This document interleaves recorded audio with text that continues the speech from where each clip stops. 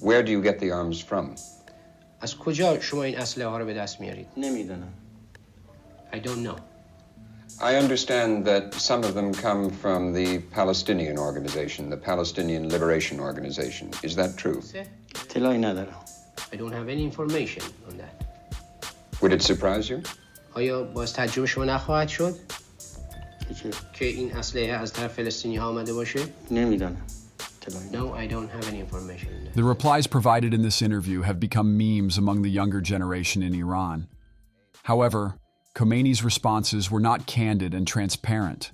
Rather, they seemed to be shaped by his associates, potentially predetermined before the interviews to prevent the revelation of his true intentions.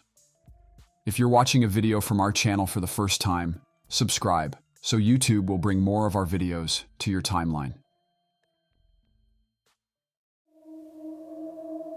As Khomeini touched down in Neauphle-le-Château in 1978, a massive surge of media spotlight flooded this picturesque French village. The community was buzzing with curiosity about Khomeini's visions for Iran. Here's the twist. Khomeini played the language card, pretending he was clueless about any foreign tongue, and those around him became impromptu translators for the media, not just translating, but artfully reshaping his words. They injected their own spins, transforming his statements into something more progressive or sometimes entirely detached from his genuine thoughts and ideas.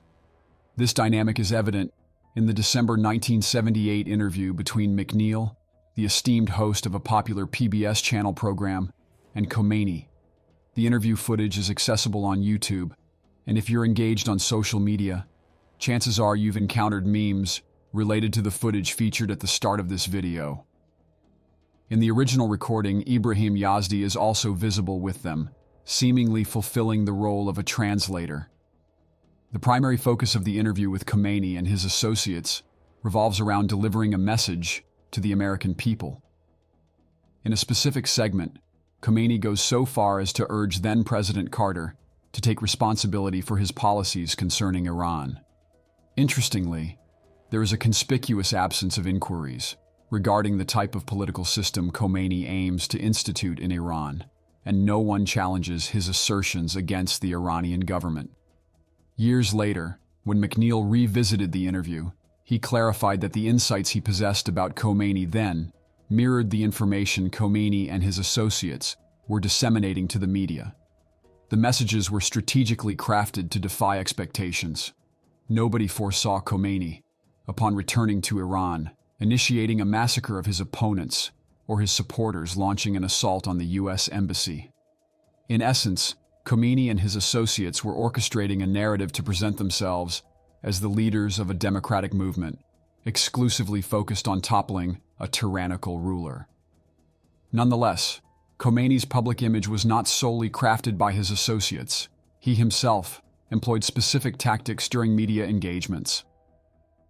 Ibrahim Yazdi, who served as a translator in numerous interviews that Khomeini conducted with foreign media, especially in France, revealed in his memoirs that Khomeini, right up until the establishment of the Islamic government in Iran, deliberately refrained from providing explicit responses to media inquiries regarding the specifics of the government he envisioned for the country.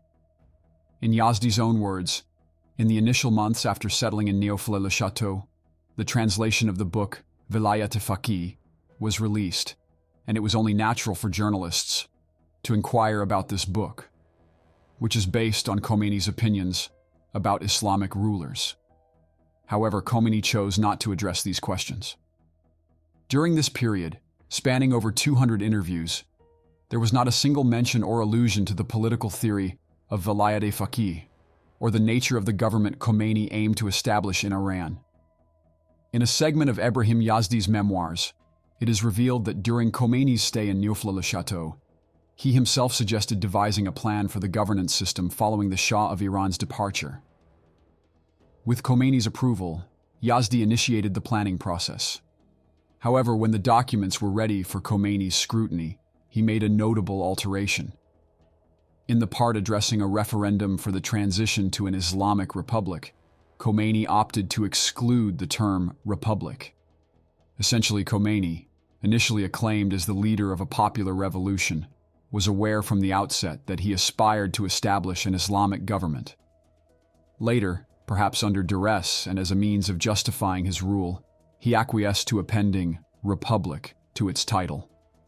A further explanation recorded in Ebrahim Yazdi's memoirs vividly illustrates how those around Khomeini prevented his true personality from being revealed to the media from the very early days of his presence in Neauphle-le-Château.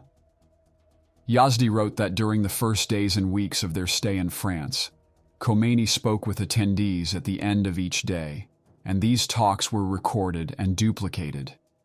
Seemingly, he shared his views on a wide range of subjects, and as later manifested in his speeches in Iran, the topics he delved into were occasionally disjointed. There have been suggestions that, as per Khomeini's associates, some of his statements did not align with the expected stance of a revolutionary leader. The situation escalated to the point where Morteza Motahari, a close associate of Khomeini, conveyed his dissatisfaction to Yazdi during their conversations. Motahari expressed the view that Khomeini should curtail his extensive talks, particularly refraining from addressing certain topics, unbecoming of a leader. Consequently, both Motahari and Yazdi approached Khomeini, urging him to modify his approach.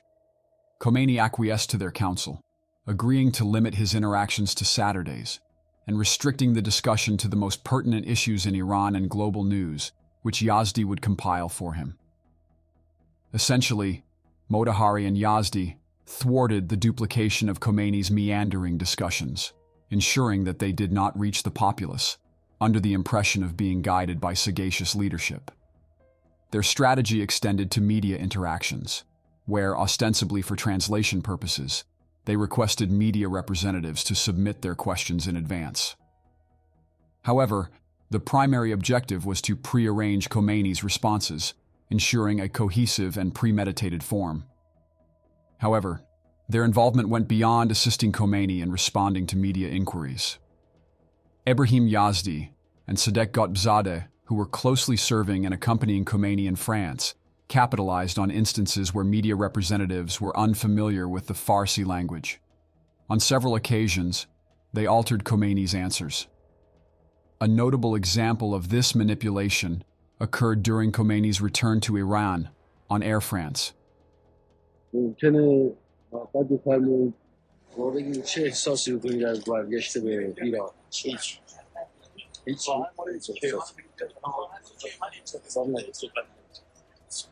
doesn't make any comment.